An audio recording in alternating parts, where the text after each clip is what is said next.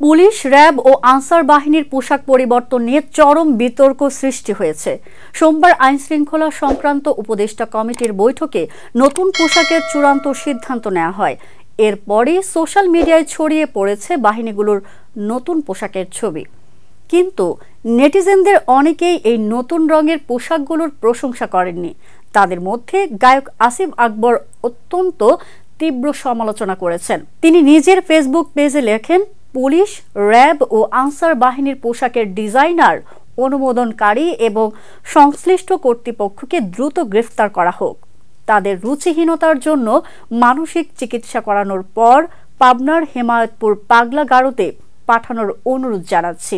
এছাড়া তিনি আরো বলেন, যদি সারা দেশে রুচিহীনতা ছড়িয়ে পড়ে তবে তার সব দায় দায়িত্ব রুচিহীন সরকারকেই নিতে হবে।